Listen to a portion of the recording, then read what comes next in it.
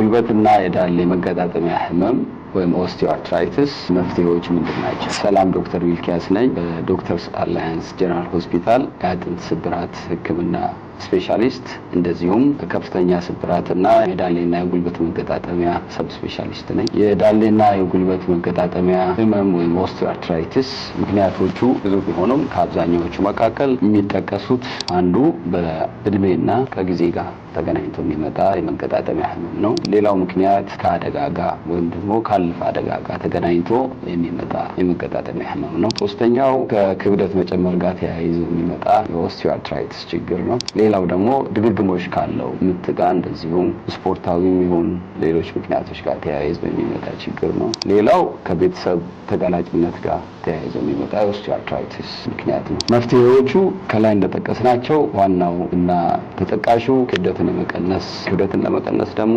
አብዛኛውን ጊዜ ከስፖርት እንቅስቃሴና ከአመጋገብ ጋር የሚደረጉ ማስተካከያዎች ናቸው። 70-80% የሚሆነው ክብደትን የመቀነስ ሂደት ግን የሚደረገው አመጋገብን ከማስተካከል ጋር ነው። ሌላው ስፖርታዊ እንቅስቃሴዎች ሎው ኢምፓክት ኤክሰርሳይዝስ የሚባሉ እንደ ዎክ፣ ዋና አይነት እንቅስቃሴዎች ክብደትን ለመቀነስ ትልቅ አጋዥነት አላቸው። ሌላው በፊዚዮቴራፒ ወይም ደግሞ በባለሙያ የታገዘ የጡንቻና የአጥንትን የማጠንከር ኤክሰርሳይሶች ናቸው። ሌሎቹ ከህክምና ጋር ተያይዞ ለማከም የሚደረጉ ህክምናዎች ናቸው። ተጠቃሾቹም የሚዋጡ መድኃኒቶች፣ እንደዚህ የሚቀቡ መድኃኒቶች ናቸው። ሌላው በአጥንት መገጣጠሚያ ውስጥ የሚሰጡ የተለያዩ መርፌዎች ናቸው። እነዚህም ህመሙን ለማስታገስ ሲሰጡ መርፌዎች።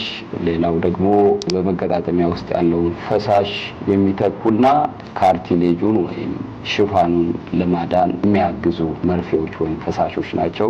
ይህ ሁሉ ሆኖ ግን ህመሙ ከቀጠለና በጣም ጫናው ከበዛ እንደዚሁም የተሳካ ካልሆነ ወደ ጉልበትና ዳሌ መገጣጠሚያ ቅየራ የሚደረግ የኦፕሬሽን ህክምና ነው። እነዚህ ከላይ የጠቀስናቸው አገልግሎቶች በዶክተርስ አላያንስ ጀነራል ሆስፒታል በተመላላሽነት ወይም ደግሞ በኦፕሬሽን በሚደረጉ የህክምና አገልግሎቶች ማግኘት ይችላሉ።